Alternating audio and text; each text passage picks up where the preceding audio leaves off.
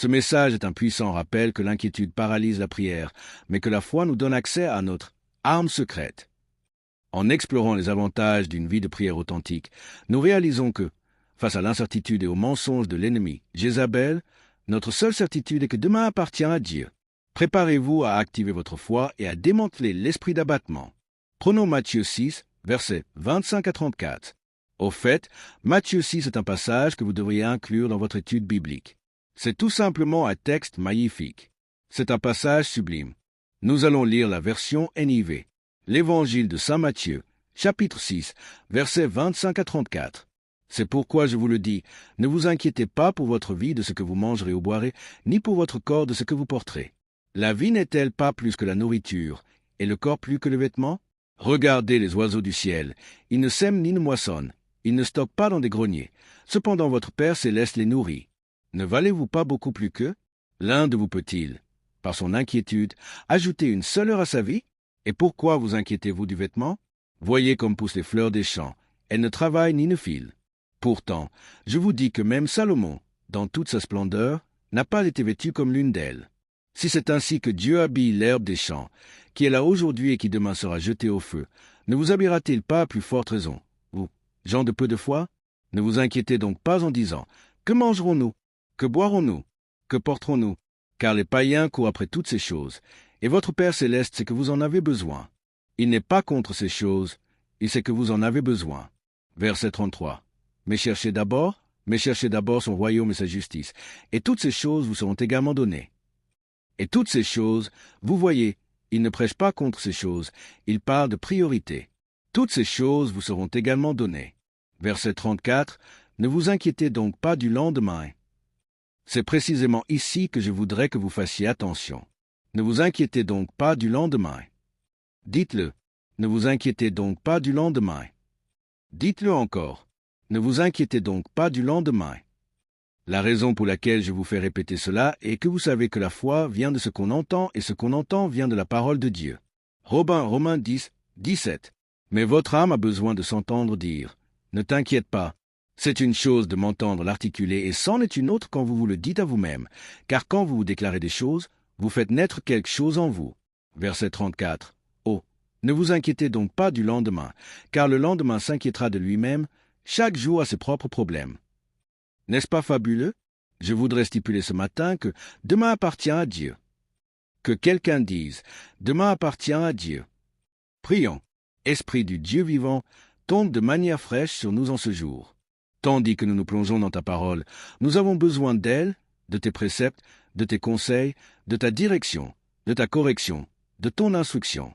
Que ta parole soit attisée en nous, qu'elle prenne de l'ampleur en nous, qu'elle soit magnifiée, qu'elle se multiplie, qu'elle soit féconde en nous. Au nom de Jésus, nous te prions. Amen. Dites, demain appartient à Dieu. Quand quelqu'un nous demande comment on va, je fais sans cesse remarquer que nul ne s'arrête pour entendre notre réponse. Puis, en y réfléchissant, j'ai réalisé, si les gens s'arrêtaient, que leur répondrais-je? Effectivement, la façon dont je me sens est une grande conversation. Cela dépend du « moi » auquel on se réfère. Il y en a au moins une dizaine à l'intérieur de moi. Est-ce comment je me porte dans mon corps? Comment je me porte dans mes finances? Comment je me porte dans ma tête? Comment je me porte dans mon entreprise? Comment je me porte dans ma famille? Comment je me porte émotionnellement? C'est ma santé mentale. Comment je vais être une longue causerie? Par conséquent, si vous n'avez pas 3 ou 4 heures à me consacrer, faites-moi signe et ne me posez pas de questions pour lesquelles vous ne prendrez pas le temps d'attendre une réponse. Peut-être que ce n'est que moi, mais combien ici se sont débattus pour prendre appui dans le présent par crainte de demain? Nous vivons dans les temps les plus incertains. On n'est plus sûr de rien. On n'est plus sûr des valeurs de notre monde, de notre pays, de notre gouvernement, de notre lieu de travail. Tout change. Tout le monde change. Tout le monde ne reconnaît plus ce qu'il verbalisait hier. Il n'y a plus d'absolu. Les choses n'ont pas à être mauvaises pour devenir menaçantes. Quelque chose n'a pas à se produire. C'est plutôt comme un nuage lourd qui nous fait penser. Et si ça ne marchait pas? Et si ça n'arrivait pas? Et si ça ne se concrétisait pas? Et si? Et si? Et si? Et si? Bien souvent, la menace se niche uniquement dans les crevasses de notre esprit, au point de nous réveiller tard dans la nuit. Suis-je le seul à me sentir intimidé? On ne sait même pas pourquoi on l'est, on se sent juste ébranlé. C'était la nuit des morts vivants. On se retrouve dans des situations, des circonstances où tous les problèmes ensevelis ressortent dans nos rêves, dans une insomnie ou un sentiment général de mal-être. On devrait jeter un coup d'œil à ce mot mal-être, car nous le formulons maladie, quand en fait c'est un mal-être. Notre corps n'a pas été conçu pour ingérer un mal-être. Malheureusement, nous vivons dans un monde qui est de plus en plus en mal-être. J'ai cessé d'écouter les infos qui rabâchent la même histoire, puisque je les ai déjà entendues. Je n'ai aucune envie d'ouïr le banc et l'arrière-banc commenter dessus, puis ça crée un esprit de mal-être. La raison pour laquelle nous avons une maison est que c'est un lieu où on peut se reposer, se détendre, se renouveler. Quand notre vie est un oxymore, à savoir deux choses contrastées qui coexistent dans le même espace, telles de la glace chaude. Un oxymore est un terme qui n'a pas de sens, qui pour autant est vrai. Notre vie n'a pas de sens, toutefois elle est vraie. Cela me rappelle la déclaration de Charles Dickens. Je cite, « C'était le meilleur des temps, c'était le pire des temps. C'était l'âge de la sagesse, c'était l'âge de la folie. C'était l'époque de la foi. C'était l'époque de l'incrédulité. C'était la saison de la lumière. C'était la saison de l'obscurité. C'était le printemps de l'espoir. C'était l'hiver du désespoir. » Tout en même temps, on se faufile dans l'embouteillage des rires et des larmes, essayant d'éluder les voitures de la douleur et du pouvoir, du bien-être et de l'agonie, tout cela en même temps, en regardant à travers un pare-brise censé être dégagé à cette heure tardive de la nuit, une vitre noircie par les ténèbres. Mais au lieu de cela, on ne voit que des yeux sans sommeil qui scrutent une vitre tant obscurcie par la nuit que notre maison devient un palais des glaces et notre vie prend des allures de carnaval. Vous ne comprendrez ce que j'articule que si vous vous êtes déjà réveillé en pleine nuit pour fixer du regard une fenêtre où vous ne pouviez rien voir, à part votre propre reflet. Au lieu d'être dans une maison de repos, votre demeure est un carnaval de mal-être. Une facture qu'on ne peut pas payer, un enfant qu'on ne peut pas guérir, un travail que l'on déteste. Un sentiment de danger est le compagnon d'une bénédiction imminente. D'un côté, je suis l'homme le plus heureux, le plus triste. Je suis le plus victorieux, vaincu. Je suis le plus accompli, le moins assuré. Tout cela en même temps. Le meilleur et le pire des moments en même temps.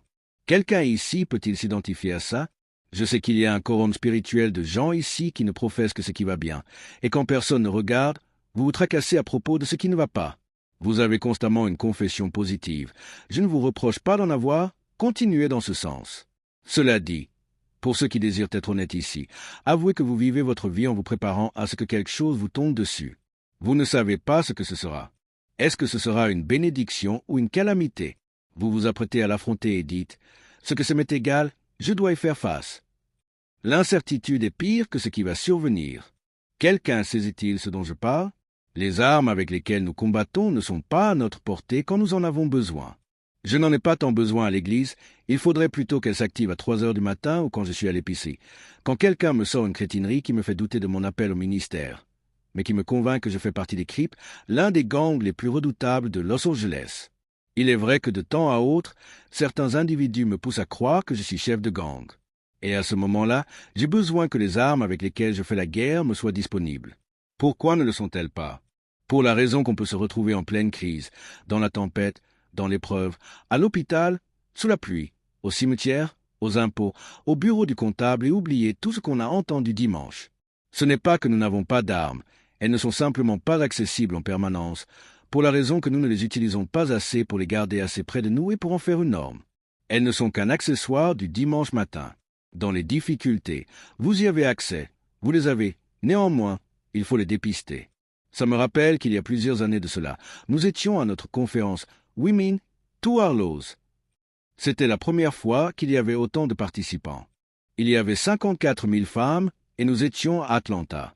J'étais stupéfait et soucieux, heureux et triste, content et confiant, nerveux et plein de foi, effrayé à mort et tout le reste. Tout cela en même temps. Nous étions à la fin de la conférence. Nous avions rempli la moitié du dôme de Géorgie avec 54 000 femmes. Nous avions fait ça au comble. C'était réellement un grand succès et tout le monde rentrait chez lui. C'était prodigieux. La puissance de Dieu était là.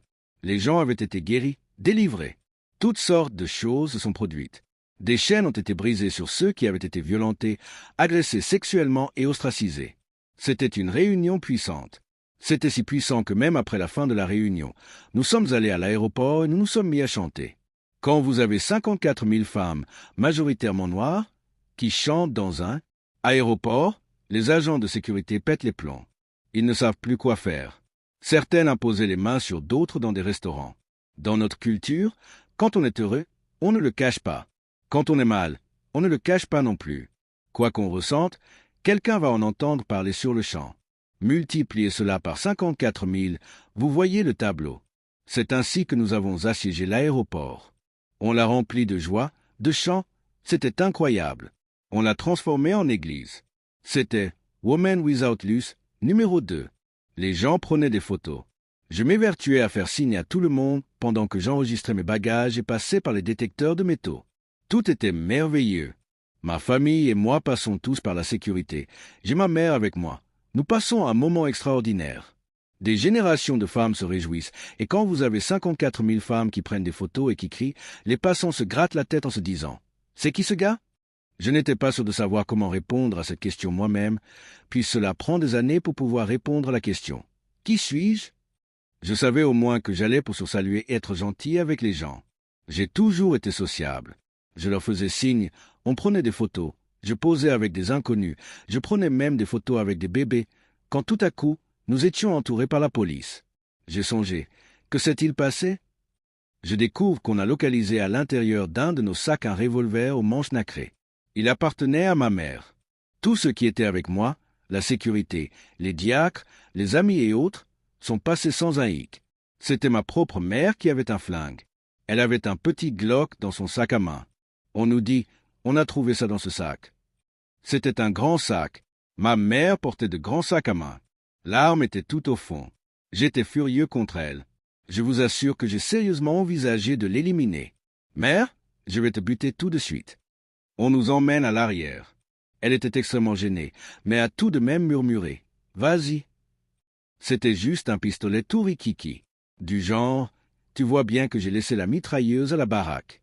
Réjouis-toi de ce que je n'ai pas ramené l'artillerie lourde avec moi. Ce qui m'a étonné, c'est que l'arme était sous le maquillage, qui était lui-même sous toutes sortes de mouchoirs, qui étaient eux-mêmes sous toutes sortes d'autres choses. Donc, si quelqu'un voulait nous nuire, le temps qu'elle parvienne au pistolet, je l'ai regardé. Maman, pourquoi portes-tu un revolver qui n'est pas à portée de main? Si tu le prends avec toi, assure-toi au moins de pouvoir l'atteindre. J'imagine ma mère devant un assaillant potentiel. Attends un peu toi, tu vas voir, je vais te faire ta fête. Attends un instant. Et la voilà en train de chercher cette petite arme dans ce sac énorme. Le temps qu'elle mette la main dessus, on aura déjà été tous égouillés. Dans quelle mesure vos armes sont-elles atteignables? Vous les avez, mais pouvez-vous les saisir à temps pendant les complications, les périodes de stress, en temps d'agonie, en temps de douleur, en temps de frustration, de tourment, de désorientation et de mal-être? N'avez-vous vos armes que lorsque vous venez à l'église? Où sont-elles à l'œuvre dans votre foyer, dans votre lieu de travail, à 2 heures du matin quand l'enfer se déchaîne contre vous? Ça ne sert à rien de vous montrer comment les porter si vous ne pouvez pas les atteindre. Vous devez être capable de les activer. Que quelqu'un dise « activer ». Vous devez être capable de les activer. Tu ne peux pas activer ta foi si elle est logée au fond de ton sac à main. Maman, tu ne peux pas activer ce à quoi tu n'as pas accès. Le défi de Jésus est d'apprendre à ses disciples à faire de la prière un mode de vie, une manière de vivre. Savez-vous pourquoi les cultes d'adoration sont quelquefois difficiles?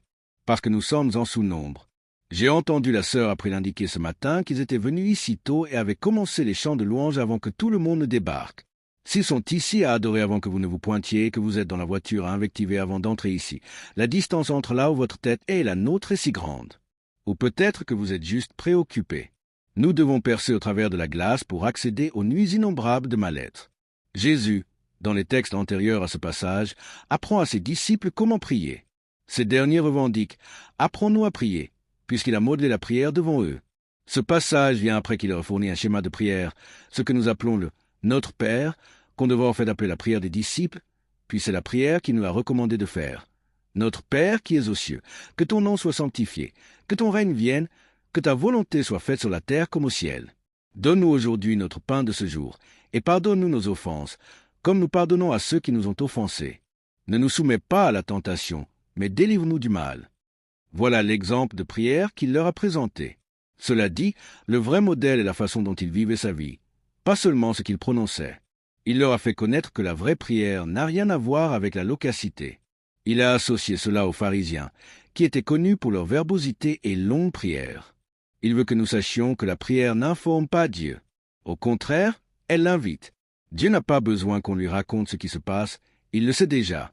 Vous ne priez pas pour le notifier, vous priez pour le convier. Je vais vous divulguer quelque chose de crucial. Vous priez pour l'inviter dans vos finances. Vous l'invitez, vous ne briefez pas le Seigneur. Tu sais, Dieu, que le loyer doit être payé? Il dit, oui, je le sais. Sais-tu que j'ai été licencié? Oui, j'étais là. Sais-tu qu'ils m'ont blessé, que j'ai quitté mon boulot et que je me suis énervé? Oui, je le sais, je le sais. On ne l'informe pas, on l'invite. Viens dans mes bonnes décisions, viens dans mes mauvaises décisions, viens dans ce que je regrette. Viens là où j'ai réagi par émotion plutôt que par ta parole.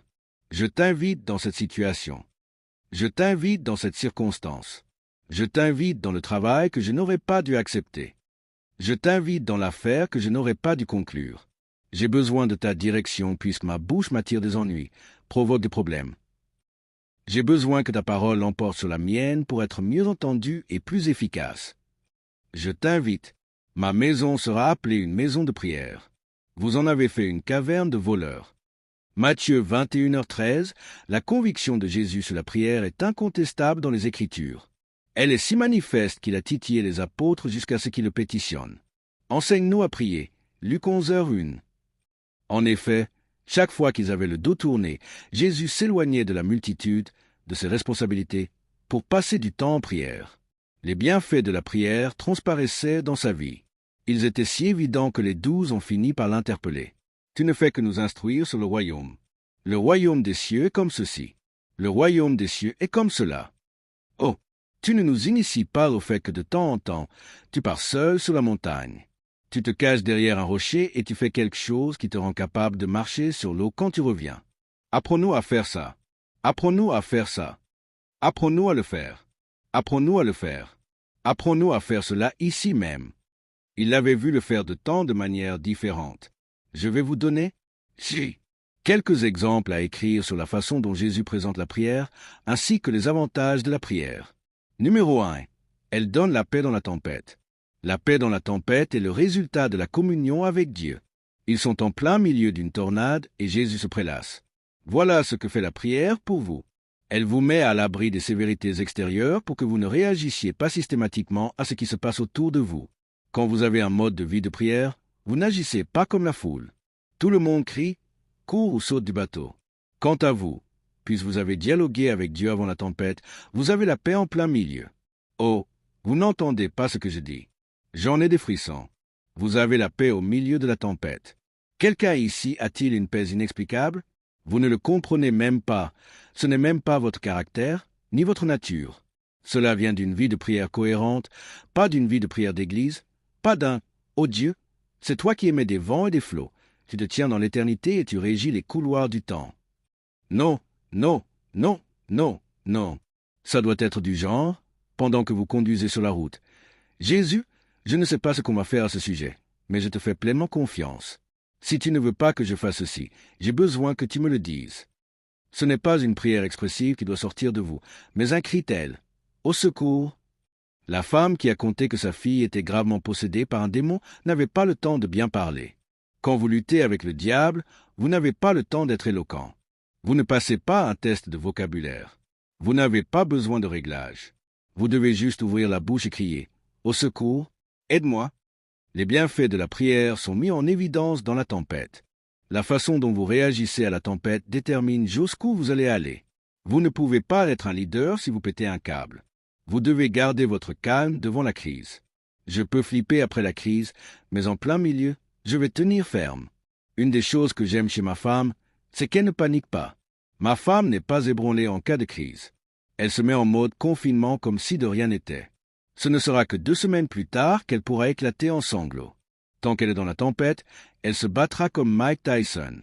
J'ai été élevé comme ça. J'ai été élevé pour me battre de cette manière. Si je devenais hystérique, ma mère me giflait. Elle lançait. Tu n'as peut-être pas la paix de Dieu, mais tu vas avoir l'épée de ta vieille mère, car je vais te frapper. Tiens le coup, tu dois t'accrocher. Je n'ai même pas pu m'effondrer à son enterrement. J'étais sur le point de m'écrouler quand nous fermions le cercueil, quand soudain je l'ai entendu me reprendre. À quoi bon? Discipline-toi, discipline tes émotions. Nous avons une génération de gens indisciplinés, et je parle de nous tous, de tous les âges, qui verbalisent tout ce qu'ils pensent, comme ils le veulent, quand ils le veulent. Vous n'avez pas de vie de prière. Vous parlez aux gens au lieu de parler à Dieu. Si vous vous mettiez à parler à Dieu, cela changerait la façon dont vous parlez aux gens. Numéro 2. Elle apporte la délivrance pour les autres. Jésus descend de la montagne de la transfiguration et pendant ce temps, les disciples avaient lutté pour ce garçon qui bataillait pour sa vie, qui s'était jeté dans l'eau et dans le feu. Ils n'ont pas réussi à maîtriser le démon qui était en lui. Je veux m'adresser à ceux qui ont un démon hors de contrôle dans leur vie, qui ne parviennent pas à dominer. Lorsque Jésus redescend de la montagne, le père de ce garçon met les disciples dans l'embarras en déclarant « Je l'ai amené à tes disciples, mais ils n'ont rien pu faire pour lui. » Il y a certaines choses qu'il faut apporter directement à Jésus. Pas besoin d'un rendez-vous avec le bishop, pas besoin d'un rendez-vous avec un conseiller, pas besoin d'un rendez-vous avec qui que ce soit. Certaines choses, certains démons doivent être amenés à Jésus. Tant pis si le garçon est entré dans le feu sans être brûlé, tant pis s'il est entré dans l'eau sans se noyer, Jésus est déjà présent. Seulement, on est fatigué de batailler, de barouder, de faire la guerre. Jésus enjoint « Amenez-le-moi ». Plus tard, les disciples ont voulu savoir pourquoi ils avaient échoué. À vrai dire, je les respecte pour cela, car l'échec ne fait de vous un échec que si vous ne demandez pas « Que j'ai fait de mal ?» Si vous en tirez une leçon, ce n'est pas un échec. Jésus leur affirme « Vous n'avez rien fait de mal, c'est ce que vous n'avez pas fait. » Mais cette sorte de démon ne sort que par la prière et par le jeûne. Matthieu 17h21. C'est de la sorte que Jésus les éclaire progressivement sur la prière. Numéro 3. Il leur enseigne la soumission au processus. Par la prière, il leur apprend que lorsque cela devient dur de se soumettre au processus, ce qui est chose courante d'ailleurs, puisqu'il a lui-même connu cela. En ce cas, cessez de me faire avaler que tout est facile pour vous. Si ce fut pénible pour Jésus, je sais que ça l'est également pour vous. Alors fermez-la. Si tu marchais par la foi, tu verrais. Ferme-la, ferme-la, ferme-la. Tu es menteur et hypocrite. C'était compliqué pour Jésus, au point où il a dû emmener son cercle intime au jardin de Gethsémani pour prier, afin qu'il se soumette au processus. Père, si tu voulais éloigner de moi cette coupe, de temps à autre, la volonté de Dieu vous fait passer par des chemins que vous ne voulez pas emprunter. Je le répète, occasionnellement, la volonté de Dieu vous fait passer par des chemins que vous ne voulez pas emprunter, des chemins que vous n'avez pas choisis, des chemins que vous n'avez pas prévus, des chemins que vous n'avez pas conçus et franchement, des chemins que vous n'aimez pas du tout. Cependant, cela fait partie de la volonté de Dieu, puisque Dieu n'est pas dans votre vie pour vous donner ce que vous aimez. Dieu n'est pas dans votre vie pour tout faire selon vos goûts. Jésus va dans le jardin de Gethsémani et leur fait savoir. Voici comment on se soumet à ce qu'on n'aime pas. Dieu enverra ce qu'on n'aime pas pour tuer notre chair. Vous savez, la croix a été conçue pour tuer la chair, et la chair priera sans cesse quand les clous sont plantés. Jésus va dans le jardin et prie pour la grâce qui lui fera affronter la croix. J'ai toujours pensé qu'on prêtait plus d'attention à la croix qu'au jardin. La croix n'est que l'endroit où il a dévoilé la puissance du jardin. Vous ambitionnez de faire face à la croix quand vous n'avez même pas de jardin de prière. Je viens seul au jardin, tandis que la rosée est encore présente sur les roses, et la voix que j'entends à mon oreille est celle du Fils de Dieu qui se révèle. Il chemine avec moi, il parle avec moi, il me dit que je lui appartiens, et la joie que nous partageons tandis que nous nous attardons là, nul autre ne l'a connue. J'aimerais qu'on chante à nouveau certains de ces cantiques qui encouragent les gens à venir dans le jardin de prière. Numéro 4. Le pardon de la culpabilité et du péché. Il nous enseigne cela à travers la prière. Lorsque le paralytique est porté par 4 types, ils escaladent le mur. Imaginez que vous portez un homme paralysé en haut du mur, sur le toit, avec 4 autres gars, et que vous le descendez en présence de Jésus. Voilà que ce dernier lui annonce « Fils, tes péchés te sont pardonnés ». Ils ont douté qu'il avait le droit de faire cela. Il les questionne. Qu'est-il plus aisé de dire ? Tes péchés te sont pardonnés ou prends ton lit et marche ? Y a-t-il une corrélation entre la paralysie et le péché ? Vu que Jésus donne la priorité au pardon des péchés de cet homme plutôt qu'à la douleur qu'il a amenée à Jésus, le péché aurait-il pu causer la paralysie ? Portez-vous un sentiment de culpabilité dont vous ne réussissez pas à vous débarrasser, au point qu'il se manifeste par des infirmités dans votre corps ? Portez-vous trop de choses pour lesquelles vous n'avez pas été conçu ? Allez-vous vers Dieu en prière ? Allez-vous vers Dieu en prière ? Pas de la manière dont vous composez le 15 ou le 18 en référence au numéro d'urgence, mais sur une base quotidienne et continue qui débarrasse notre âme de toute toxicité. Vous faites tant attention à ce que vous mangez. Vous êtes pescétarien. Je suis végétalien. Je ne mange pas ci. Je ne mange pas ça. Vous faites si attention à ce que vous mettez dans votre corps. Mais est-ce le cas pour ce que vous mettez dans votre âme ? Faites-vous attention à ce que vous mettez dans votre âme? Vous lisez toutes les étiquettes, vous comptez les grammes de lipides. Il y a trop de protéines ici. Je ne prends pas de caféine. Je ne fais pas ci. Je ne fais pas ça. Mais la ferme. Vous êtes commère, vous dégoisez sur le dos des gens, vous mentez sur les gens, vous critiquez tout le monde. Et bien que votre chair soit propre, votre esprit est sale. La prière nettoiera votre esprit. La prière nettoiera votre cœur. La prière changera la façon dont vous traitez les gens. La prière changera votre façon de réagir. Vous pourrez prendre votre lit et marcher quand vous vous débarrasserez de votre culpabilité. Numéro 5. La prière est votre arme secrète. La prière est votre arme secrète. Jésus explique dans le texte que lorsque vous priez, ne soyez pas comme les hypocrites qui aiment à prier debout dans les synagogues et au coin des rues pour être vus des hommes. Mais quand tu pries, entre dans ta chambre, ferme ta porte et prie ton Père qui est là dans le lieu secret et ton Père qui voit dans le secret te le rendra. Matthieu 6h6. Si on veut être un succès public, on doit être une prière privée. Si on veut avoir du succès en public, on doit être un guerrier de prière privée. Ce qui se passe à l'extérieur est déterminé par ce qui se passe à genoux. Mets-toi à genoux et prie. Tais-toi et prie. Ferme-la et prie. Mets-toi à genoux et cherche la face de Dieu. La prière est votre arme secrète. Vous l'avez. Elle est là. Elle est quelque part au fond de ce sac. À main. C'est quelque part en dessous de ce maquillage. Vous avez plus de maquillage que de prière. Or, si vous fouillez dans ce sac plus en profondeur, vous la dénicherez. Je sais que vous n'avez pas de vie de prière. Puis si je vous appelais à l'autel pour prier, vous ne prierez que 5 minutes et vous serez fatigué. Cela signifie que vous n'avez pas exercé la prière au point d'avoir une vraie vie de prière. Vous êtes capable de danser pendant une demi-heure, mais pas de prier pendant 5 minutes. Dites à quelqu'un, j'ai un démon à combattre. Je n'ai pas le temps de m'ingénier à être le plus mignon ici. Fais ce que tu veux avec ton beau faciès et ton sac Gucci. Mais moi, je dois en découdre avec un démon. Et si je dois mettre face contre terre, si je dois romper, taper des mains et baver, je vais le faire et je ne m'arrêterai que quand j'entrerai en mode prière. Si l'Église ne se remet pas à genoux durant les temps que nous vivons en ce moment, l'enfer va se déchaîner. Il accable déjà notre pays, notre gouvernement, nos rues. Vous n'êtes même plus en sécurité à l'épicerie. Mais j'ai entendu Dieu déclarer, « Si mon peuple, ce qui est invoqué, mon nom s'humilie, prie et cherche ma face. Et s'il se détourne de ses mauvaises voies, je l'exaucerai des cieux, je lui pardonnerai son péché, je guérirai son pays. » 2 Chroniques 7h14. Que quelqu'un fasse une prière dans ce lieu. Vous ne la trouverez pas instantanément. Persistez à explorer au fond de ce sac. Ça semble étrange pour l'instant, mais quand j'aurai percé votre camouflage, quelque part en vous siège un esprit de prière, un esprit saint qui attend d'être activé. Je vous mets au défi d'activer votre langage de prière. J'ai entendu quelque chose se briser. Je ne sais pas de qui c'est venu, mais un joug vient d'être brisé dans la vie de quelqu'un. Criez oui. Laissez-moi vous faire part du numéro 6. Numéro 6. La prière n'est pas une question d'église. Le Seigneur m'a révélé la chose la plus intéressante quand j'étudiais. Il m'a chuchoté. Je veux que tu saisisses que la prière fait partie du soin de soi. Vous devez prendre soin de vous. Vous devez prendre soin de vous. L'auto-soin est le soin de l'âme. La prière fait partie du soin de soi. Si des psychologues et des psychiatres étaient là, ils vous conseilleraient de tenir un journal intime. Le Saint-Esprit dit que la prière, c'est tenir un journal intime avec Dieu. Souvenez-vous des paroles de ce chant. Parlons un peu avec Jésus, racontons-lui tous nos soucis. Il entendra notre plus faible cri et répondra de temps à autre. Et si on sent une petite prière monter dans le ciel, on saura qu'un petit feu brûle et qu'un petit tête-à-tête avec Jésus arrange les choses. L'ancienne génération savait comment prendre soin d'elle.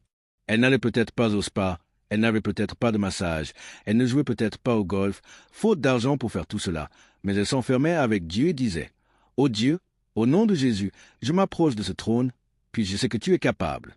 Enlève ce fardeau. Ô Père, si tu ne l'enlèves pas, je n'arriverai pas à porter ce poids. Je sais que c'est vieux jeu, je sais que ce n'est pas contemporain, je sais que ce n'est pas votre style. Mais pour affronter ce démon démodé auquel vous faites face en ce moment, il faut sortir les tenues militaires de votre grand-mère et déclarer la guerre. Ne savez-vous pas que la prière fera pencher la balance en votre faveur? La prière fera pencher la balance en votre faveur. Votre fille a besoin de vous voir prier. Votre fils a besoin de vous voir prier. Pas seulement lorsque vous êtes devant des gens. Ça ne doit pas être étrange de venir chez vous et d'entendre votre maman prier, puisque votre domicile devrait être rappelé, une maison de prière. Ramenez la prière sous votre toit. Ne regardez plus les housewives de Los Angeles ou celles d'Atlanta, ou alors les femmes de Superstar ou les stars de films. Mettez-vous plutôt à genoux et commencez à invoquer Jésus.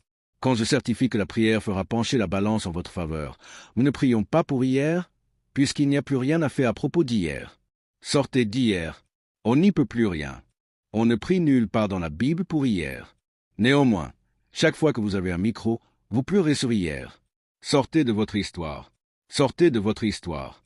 Peu importe qui avait raison, qu'importe qui avait tort, vous avez un diable à braver devant vous. Il est difficile de se mesurer au diable derrière nous sans avoir les mains libres pour le diable en face de nous. À qui est-ce que je m'adresse? Le tourment annule la prière. Maintes et maintes fois, Jésus encourage. Ne vous inquiétez pas, ce n'est pas un souhait, c'est un ordre, ne vous inquiétez pas. L'inquiétude neutralise la prière. Il se peut que vous sachiez bien prier, mais si vous vous faites de l'anxiété plus que vous ne priez, vous paralysez ce pourquoi vous avez prié. L'inquiétude contrecarre la prière, elle l'invalide. S'inquiéter, c'est avoir foi dans le négatif. S'inquiéter, c'est avoir la foi à l'envers. S'inquiéter, c'est réagir plus à la voix négative qu'à la voix positive. Vos pensées sont infectées par l'angoisse. On ne peut pas prendre de bonnes décisions lorsqu'on est affolé. L'anxiété, c'est littéralement s'inquiéter du lendemain, s'émouvoir à propos de quelque chose qui ne s'est même pas encore produit. Allons-nous loger? Qu'est-ce qu'on va faire? Qu'est-ce qui va se passer? Vous voulez tout savoir pour tout contrôler. Vous prétendez marcher par la foi et non par la vue. Pourtant, vous voulez tout savoir sur ce qui n'est même pas encore advenu. Vous vous rendez anxieux, vous vous rendez malade. Vous faites de vous-même quelqu'un avec qui il est impossible de vivre, pour la raison que vous vous figurez que tout le monde doit vous rendre des comptes. Dieu ne vous en rendra pas. Il ne vous livrera pas de détails. Tu vas devoir marcher vers le lieu que je te montrerai, et quand tu y seras, je te le montrerai. Tu dois marcher par la foi. Dieu sait que vous n'aimez pas ça du tout. Dieu sait que vous n'êtes pas doué pour ça. Seulement, vous devez devenir bon à ça. Furotez dans ce sac et sortez vos armes, car l'une d'elles est celle de résister à la tentation de s'affoler à propos de demain, puisque demain appartient à Dieu. Demain appartient à Dieu. Dites-le. Demain appartient à Dieu. Dites-le encore. Demain appartient à Dieu. Le voleur sur la croix est en train de mourir, il est cloué au poteau et son départ est proche. Tout ce qu'il sollicite de Dieu est « Souviens-toi de moi quand tu viendras dans ton royaume ». Simplement, souviens-toi de moi. Il ne l'a pas supplié. Sauve-moi. Il lui a juste confié. Souviens-toi de moi quand tu entreras dans ton royaume. Demain appartient à Dieu. Je vais partager un autre verset rapide, puis passer à autre chose. 1 Roi 19, versets 1 à 4. Achab rapporta à Jézabel tout ce qu'avait fait Élie et comment il avait tué par l'épée tous les prophètes. Jézabel envoya un messager à Élie pour lui dire. Jézabel envoya un messager à Élie. Jézabel envoya un messager sinistre à Élie. Elle envoya un esprit d'inquiétude qui ne pouvait fonctionner que si elle l'effrayait. Elle ne l'a pas tué, elle l'a juste intimidé. C'est drôle comme il y aura toujours quelqu'un pour vous rapporter des nouvelles dans le but de vous effaroucher, n'est-ce pas? Faites attention à ce que j'énonce. Jézabel ne l'a pas tué, elle a envoyé un messager pour lui faire peur. Qu'est-ce qui vous menace? Je vous pose la question. Qu'est-ce qui vous défie? Jézabel a envoyé ce message. Jézabel, l'idolâtre. Jézabel, la tueuse de prophètes. Jézabel, la tueuse de louanges. Jézabel, la tueuse de foi. Jézabel, la tueuse de réconfort. Jézabel, la déstabilisatrice de l'assurance, vous enverra sans relâche un même message. Le voici. Que les dieux me traitent dans toute leur rigueur si demain à cette heure je ne fais de ta vie ce que tu as fait de la vie de chacun d'eux. Élie voyant cela se leva et s'en alla pour sauver sa vie. Élie qui ne fuyait jamais rien n'a battu en retraite devant l'inquiétude. Il arriva à Beersheba, qui appartient à Juda, et il y laissa son serviteur. Tout comme Jésus au jardin de Gethsémané, des fois, on ne peut pas prendre tout le monde avec nous. Pour lui, il alla dans le désert où, après une journée de marche, il s'assit sous un genêt et demanda la mort en disant « C'est assez. Maintenant, Éternel, prends mon âme, car je ne suis pas meilleur que mes pères. » Il se coucha et s'endormit sous un genêt. Je voudrais dire à tous ceux qui sont pris au piège, qui sont si terrifiés qu'ils veulent se donner la mort, demain appartient à Dieu. Vous êtes effarés ou souffrons à cause d'hier, mais sachez qu'hier essaie de vous faire tuer demain. Vous ne savez pas ce qu'un seul jour suscitera. Elle a proclamé. Si je ne te tue pas dans les prochaines 24 heures, que les dieux me traitent dans toute leur rigueur, car je vais te tuer comme j'ai tué les autres. Il s'est mis à courir, s'est assis sous l'arbre et s'est lamenté. Si je dois mourir, Dieu, je veux que tu me prennes. J'en ai assez. Seigneur. Répondez-moi honnêtement. Combien de gens ici ont formulé à Dieu? « J'en ai assez !» Élie est venu à Dieu et s'est exclamé « J'en ai assez !» Il est un jour passé de voyage et ne s'aperçoit pas que Jézabel est menteuse, puisque le fait d'être en vie pour se plaindre est un miracle en soi, considérant qu'elle a dit « Demain à 7 heures je prendrai ta vie ». Il aurait dû crier sous ce genêt, puisque 24 heures plus tard, il est encore en vie. Certains ici se préoccupent de choses pour lesquelles ils devraient crier. Si le diable était en mesure de véritablement faire ce qu'il voulait, il vous aurait déjà décimé. Mais puisque demain appartient à Dieu, que celui qui vit dans un miracle, que celui qui à la fois rende gloire à Dieu en cet instant. Non, non, non, non, non, non, non, non, non. Que celui que l'ennemi a tenté de tuer en le fulminant toute sa vie par des paroles telles que « À 7 heures, demain, je vais t'anéantir. Loue Dieu avec reconnaissance, car vous êtes encore en vie pour sortir de cette situation. Demain appartient à Dieu. Demain appartient à Dieu. Demain appartient à Dieu. S'il n'appartenait pas à Dieu, je serais mort. S'il n'appartenait pas à Dieu, j'aurais eu une dépression nerveuse. S'il n'appartenait pas à Dieu, j'aurais perdu la tête. S'il n'appartenait pas à Dieu, j'aurais jeté l'éponge. S'il n'appartenait pas à Dieu, j'aurais pu me faire sauter la cervelle. Mais demain appartient à Dieu. Alléluia! Alléluia! Vous marchez dans le demain d'hier. Rien de ce que vous avez vécu ne vous a détruit. Si vous avez survécu hier, vous pouvez survivre aujourd'hui. Et si vous survivez aujourd'hui, vous serez apte à tenir jusqu'à demain. L'enfermement. Jézabel est menteuse. Le médecin est menteur. La maladie est menteuse. Les impôts sont menteurs. Demain appartient à Dieu. J'aimerais avoir un adorateur quelque part dans ce lieu pour louer Dieu, car demain appartient à Dieu. Louez Dieu pour demain. Je ne l'ai pas encore franchi, mais je te loue par la foi pour demain. Dites, je loue Dieu parce que Jézabel s'est trompée. Je loue Dieu parce que Jézabel s'est trompée. Je loue Dieu parce que Jézabel s'est trompée. Je sais qu'il y a des gens dans cette pièce qui ont survécu au cancer. D'autres ont fait des crises cardiaques et ont expérimenté des bouleversements. Certains ont traversé l'enfer et ont voulu en finir. Mais vous êtes toujours là. En conséquence, au lieu de regarder les gens, louez Dieu. Je loue Dieu parce que Jézabel s'est trompée. Je suis encore là, je n'ai pas toutes les réponses, je ne peux pas voir demain. Mais je sais une chose, que Jézabel s'est trompée. C'est une menteuse, car demain appartient à Dieu. Chassons le démon d'inquiétude, chassons-le. Chassons l'esprit d'abattement, car c'est un esprit. Cette dépression est un esprit, c'est une influence démoniaque. Dieu a attesté, je vais te revêtir d'un vêtement de louange au lieu d'un esprit abattu. Jézabel s'est trompée, ne la croyez pas. Tu aurais dû être en prison, tu aurais dû être détruit, tu aurais dû être enfermé, tu aurais dû être un dealer de drogue, mais Jézabel s'est trompée. Tu dois une louange à Dieu, une louange sanctifiée. Je repense au temps où ma mère vendait du poulet et du poisson frit ainsi que des sandwichs après le culte pour m'aider à payer le loyer de l'église et me permettre de garder les portes ouvertes. Si on m'avait dit que je finirais dans ce bâtiment aujourd'hui, une prophétesse était venue dans notre église. Elle venait de Géorgie. Son nom était Bernice Johnson, je crois. Elle a soutenu que Dieu lui avait affirmé qu'il allait nous envoyer 500 âmes. Je conduisais une Valiant de 1965. C'était déjà vieux à l'époque. C'est antique de nos jours. Mais c'était déjà très ancien en ce temps-là et bien rouillé. Le plancher était tout corrodé. Je chargeais ma voiture pour transporter les membres chez eux. Suite à la prophétie, le frère Moore avait lâché. « Pasteur, si le Seigneur nous accorde 500 âmes, où allons-nous les mettre ?» L'Église ne pouvait en accueillir qu'environ 80. Regardez aujourd'hui la salle dans laquelle vous êtes en ce moment. Je n'ai rien planifié de tout cela. Je ne l'ai pas orchestré. Je ne l'ai pas vu venir. Il m'était impossible de voir aussi loin dans le temps. Je me souviens qu'un jour, on fêtait mon anniversaire. Ce jour-là, j'étais si démoralisé que je voulais tout laisser tomber, puisque presque personne n'était venu. Tous les pasteurs invités et leurs membres étaient là, mais aucun des miens n'était venu. J'en étais si déprimé que j'ai voulu démissionner. Je repense au temps où ma mère vendait du poulet et du poisson frit ainsi que des sandwichs après le culte pour m'aider à payer le loyer de l'église et me permettre de garder les portes ouvertes. Si on m'avait dit que je finirais dans ce bâtiment aujourd'hui, une prophétesse était venue dans notre église. Elle venait de Géorgie. Son nom était Bernice Johnson, je crois.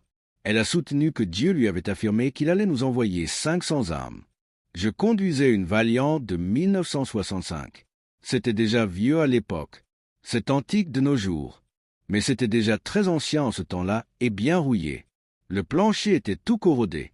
Je chargeais ma voiture pour transporter les membres chez eux. Suite à la prophétie, le frère Moore avait lâché. « Pasteur, Si le Seigneur nous accorde 500 âmes, où allons-nous les mettre? L'Église ne pouvait en accueillir qu'environ 80. Regardez aujourd'hui la salle dans laquelle vous êtes en ce moment. Je n'ai rien planifié de tout cela, je ne l'ai pas orchestré, je ne l'ai pas vu venir, il m'était impossible de voir aussi loin dans le temps. Je me souviens qu'un jour, on fêtait mon anniversaire. Ce jour-là, j'étais si démoralisé que je voulais tout laisser tomber, puis presque personne n'était venu. Tous les pasteurs invités et leurs membres étaient là, mais aucun des miens n'était venu. J'en étais si déprimé que j'ai voulu démissionner. J'ai presque résigné à ce moment-là. C'était si humiliant. Je ne réalisais pas que demain appartient à Dieu. Quand on rentrait chez nous après l'église avec Serita, mon épouse, et que le courant était coupé, on disait aux garçons qu'on jouait à un jeu. Le jeu consistait à voir qui irait le premier au lit sans se cogner les doigts de pied pour gagner un prix que je ne pouvais même pas me permettre. Serita, tu te souviens de quand je sortais de la chambre en pleine nuit pour aller dans l'aile que nous avions entrepris de construire et que je ne pouvais pas terminer? Tu n'arrêtais pas de me rassurer que tout allait bien, que ça n'avait pas d'importance que nous ayons de l'argent ou pas. Je passais par la fenêtre, soucieux de savoir comment j'allais nous sortir de cette situation. Demain appartient à Dieu. Je n'essayais même pas d'arriver là où je suis aujourd'hui. Je cherchais juste à ne pas avoir le courant coupé et le reste. Je m'évertuais à avoir une carte de crédit renouvelable de Source pour pouvoir acheter des choses dont nous avions besoin pour notre foyer, acheter des vêtements et prendre soin des bébés. J'essayais d'avoir des couches en ruban adhésif. Je vous assure que demain appartient à Dieu. Hier matin, je me suis entretenu avec 2 sénateurs au téléphone et Puffy, pas plus tard qu'hier, m'a appelé et m'a supplié de vous demander de prier pour lui car il se prépare à être le présentateur du Billboard Award ce soir à 20h. Il m'a appelé moi, l'homme qui avait sa ligne de téléphone coupée hier. Aujourd'hui, je gère des affaires, des gens du monde entier m'appellent, alors qu'il fut un temps j'étais dans l'incapacité de payer ma facture de téléphone. Quand je vous certifie que demain appartient à Dieu, je n'exagère pas. Je vous fais part des choses que je sais parfaitement. On n'a pas attendu d'être à demain pour le louer. On s'enfermait toute la nuit. On louait Dieu sans électricité. On louait Dieu quand le gaz était coupé et que la maison était froide. Te souviens-tu, Serita, de quand nous avions des chauffages au kérosène pour essayer de chauffer la maison à partir de notre chambre, car nous n'avions pas de gaz? On louait le Seigneur. Alors je lis tout esprit de mensonge qui insinue que je fais tout ce que je fais pour de l'argent. J'ai fait tout ça sans électricité. Je l'ai fait sans eau. Je l'ai fait sans voiture. Je l'ai fait sans nourriture chez nous. Je louais Dieu quand je ne savais pas ce que nous allions manger le lendemain. Je louais Dieu quand nous ramassions des pommes pour nourrir nos enfants, puisque nous n'avions rien d'autre à leur offrir. Je louais Dieu quand nous ramassions des bouteilles vides pour les amener au recyclage, dans le but de gagner quelques centimes pour acheter de quoi nourrir mes enfants. Comment osez-vous m'insulter? Comment osez-vous m'outrager? Vous vous présentez à la fin du film et vous pensez comprendre l'histoire. Comment osez-vous me vilipender? Je vis dans mon demain. Je vis dans mon demain. Mon hier m'a valu le droit de me tenir là où je me tiens en ce moment. Alléluia! Je sais de quoi je parle. Demain appartient à Dieu. Et si Dieu décide de vous bénir, aucun diable, aucun sorcier, aucun sortilège, aucune malédiction, aucune erreur, aucun échec, aucun péché, aucun manquement, rien ne pourra l'empêcher de le faire. Demain appartient à Dieu. Cette malédiction de Jézabel qui vous empêche de dormir la nuit est un esprit de mensonge venu du puits de l'enfer. Je n'insinue pas que vous ne passerez pas par des épreuves, je n'implique pas que vous ne passerez pas par des tourments, je ne sous-entends pas que vous obtiendrez tout ce que vous voulez, mais je vous garantis que Dieu a une fin prévue pour votre vie, que ses pensées sont bonnes et non mauvaises envers vous. Et quoi qu'il advienne, ou quel que soit l'individu qui part, Dieu vous bénira quand même. En ce cas, arrêtez de vous faire des cheveux blancs pour votre avenir. Dieu l'a entre ses mains, car demain appartient à Dieu. À qui est-ce que je prêche? Jeunes gens, je sais que vous avez peur. Les temps sont incertains. Les chances sont contre vous. Vous avez des diplômes sans pour autant avoir les moyens de repayer vos frais de scolarité. Vous vous êtes préparé pour quelque chose qui n'existe même pas. Parfois, vous vous demandez, suis-je suffisant? Je sais à quel point c'est effrayant d'être jeune, de vivre dans ce monde et d'être choqué par tout ce qu'il faut pour y survivre. Il faut beaucoup. Il faut beaucoup d'argent, beaucoup de force, beaucoup de sagesse, beaucoup de planification. C'est la mort lente du divertissement et de la chair. Je sais que tu es troublé, je sais que tu as peur, mais j'ai vieilli pour te dire que j'étais toi. Et si je m'en suis sorti, s'il a fait pour moi, il le fera pour toi. Ce qu'il t'a donné est suffisant pour t'amener là où tu veux aller. Ne doute pas de lui à ce stade. À ma génération, cessez de vous convaincre de mourir. Cessez de souhaiter la mort. Cessez de professer que vous êtes vieux. Cessez de tenir compte des douleurs de votre corps. Tant que vous avez du souffle, tant que vous avez toute votre tête, tant que vous pouvez contribuer, continuez à faire ce que vous faites. Le mouvement est la lotion de vos articulations. Continuez à bouger. Continuez à bouger. Si la mort veut vous prendre, qu'elle vous court après.